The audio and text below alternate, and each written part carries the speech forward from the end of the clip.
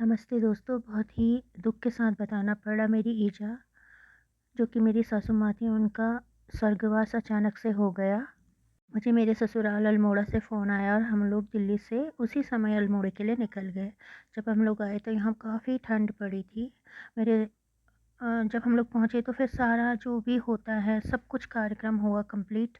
उसके बाद दूसरे दिन जब मेरी सासू माँ की अंत्येष्टि वग़ैरह हो गई थी, तो पूरा परिवार हम लोगों के वहाँ रिचुअल्स होते हैं कि घाट जाना पड़ता है और वहाँ जाके तिलांजलि देनी पड़ती है। तो हम लोग सब लोग जा रहे थे, वहाँ से जाके आके काफ़ी ठंड से सुबह-सुबह निकलना मतलब क्या ही बोलें, 6 बजे हम लोगों को नहा धोकर निकलना पड़ता है और इतना ठंड। तो वहाँ से फिर आके हम लोगों ने आग जला रखी थी और सब लोग हाथ वगैरह सेक रहे थे। यहाँ काफ़ी ठंड है और सारा परिवार हम लोगों का जुटा है स्पेशली। और ये आग देखिए इस तरीके से लकड़ी की जलाई हुई थी। और मेरी देवरानी जो थी वो चाय बनाने गई थी, वो फिर चाय बना के सबके लिए गुड़ की चाय लेकर आई, जो हम लोगों के लिए स्पेशल होती है। गुड़ की चाय पीते हैं हम लोग, तो हम लोगों के लिए सबके लिए गुड़ की चाय बना के ले लाई थी वो, तो हम लोग पी रहे थे। और सारा परिवार हम लोगों का जुटा हुआ था, सारा परिवार। मेरा ससुराल जो है वो अल्मोड़े में, मेन अल्मोड़े में है और वहाँ से पूरे हिमालय की बेल्ट दिखाई देती है। तो जैसे मैं आपको दिखा रही हूँ, बहुत ही खूबसूरत लगता है। हालाँकि घर में ऐसा माहौल था, लेकिन फिर भी मैंने सोचा कि आप लोगों को बताऊँ कि मैं काफ़ी समय से अपने ब्लॉग नहीं डाल रही थी। आप लोग भी सोच रहे होंगे कि ममता कहाँ चली गई। तो इस तरीके से सब कुछ हुआ। फिर 3-4 दिन बीत जाने के बाद मैंने ब्लॉग बनाया, उसी समय नहीं बना रखा। 4-5 दिन जब हो गए थे, जब सब लोग नॉर्मल हो गए थे, फिर मैंने सोचा कि मैं बताऊँ कि हम लोग कहाँ हैं। और इस तरीके से ये देखिए, हम लोग सब आग के इर्द-गिर्द बैठ के आग सेक रहे थे। और ये मेरी जेठानी की बहू है, ये मेरी देवरानी है, ये मेरी छोटी ननद हैं जो ये बैठी हुई हैं। और साथ में ये हिमालय रात को शाम के टाइम में इतना खूबसूरत चमक रहा था दूर। और देख लीजिए कितनी बर्फ़ पड़ी है वहाँ पे, और कि इतनी बर्फ़ की वजह से यहाँ पे कितना ठंड होगी। और ये मेरी ननद थी, छोटी ननद हैं, और ये मेरी जेठानी है, और ये मेरी बड़ी वाली ननद है, और ये मेरे देवर हैं। और हम सब लोग यहाँ पे बैठ के बातें कर रहे थे। फिर दूसरे दिन जब मैं उठी तो मैंने सोचा कि दूसरे दिन कि यहाँ का माहौल कैसा है और कैसा अल्मोड़े की खूबसूरती है आप लोगों को दिखाऊं। तो देखिए ये सामने से कैसे बहुत सारा हिमालय का बेल्ट पूरी नज़र आ रही होगी। सारा बर्फ़ से हिमालय ढका हुआ था, और इसी वजह से यहाँ पे सुबह और शाम बहुत ठंड है, बहुत ज़्यादा ठंड।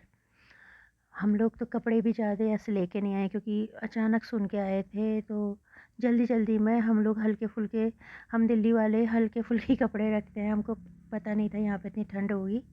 लेकिन यहाँ काफ़ी ठंड थी, लेकिन दिन का मौसम यहाँ बहुत अच्छा था, वेदर बहुत ही गर्म और बहुत ही अच्छा।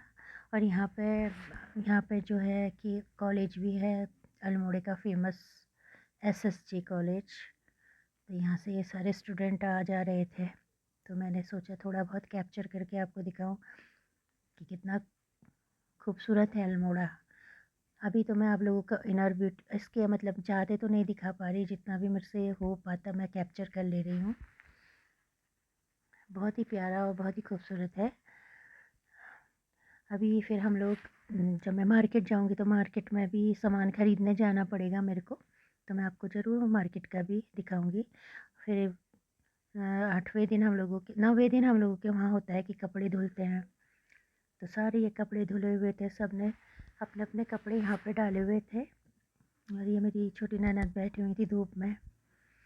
और ये सब लोग थक-थक के बैठ के अपने सारे काम काज निपटा के बैठे हुए थे। कोई लेटा हुआ था, कोई कुछ कर रहा था। फिर अज्ञान को प्राप्त होते हैं। बालक के अभिमान को अभिपाय को न जानने वाली माता पिता आदि कुटुंब भी उसको पालन करते हैं। हमको पुत्र रत्न या कन्या रत्न प्राप्त हुआ है, अशुद्ध से या सोने से आदि से वह जीव विपरीत गति को जाने लगता है। जब वह प्रौढ़ अवस्था से युवावस्था में पहुंच जाता है, दुर्व्यसन से दुर्व्यसन से आसक्त होकर संगति की चाह करता हुआ, शास्त्र शत्रुओं की चेष्टा करता हुआ काम लपेट जाता है, तब वह अनेक प्रकार के पापों को करने लगता है। कह रहे विष्णु भगवान, क्या ऐसा मनुष्य मोक्ष प्राप्त कर सकता है? कह रहे जब उस मनुष्य को हर प्रकार का ज्ञान है, लेकिन वह माया जाल में ऐसा फंस जाता है कि अपना उद्धार करना ही भूल जाता है। अपने नाश के लिए कामी कामनी का विरोध करते हैं, परंतु कामी युवा पुरुष अधिक होने के कारण कामी से ऐसे मारा जाता है जैसे एक हाथी को दूसरे हाथी से मारा जाता है।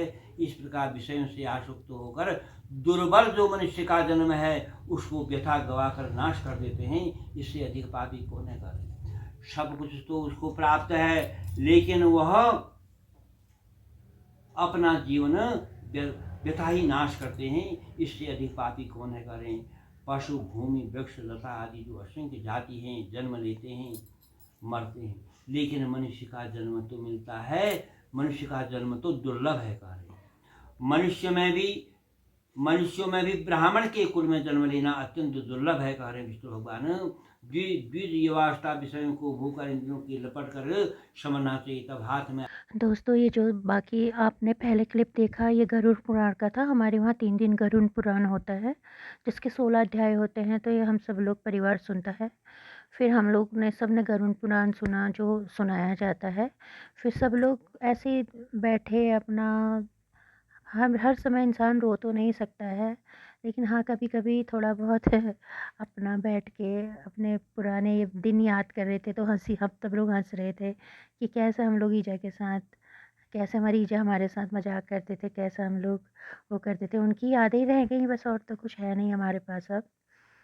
जब इंसान चला जाता है तो सिर्फ़ यादें ही रह जाती है, और क्या ही बोलूँ। और आगे भी मेरे ब्लॉग, जब तक मैं यहाँ पे हूँ, तो इधर के अल्मोड़े के ही आएँगे। तो आप लोग प्लीज़ बने रहिएगा, और अगर आप मेरे चैनल में नए हैं तो आप लोगों से रिक्वेस्ट है, प्लीज़ मेरे चैनल को सब्सक्राइब कर दीजिएगा, लाइक कर दीजिएगा और शेयर ज़रूर कर दीजिएगा। तो चलिए मिलते हैं नेक्स्ट ब्लॉग में, तब तक के लिए राधे राधे।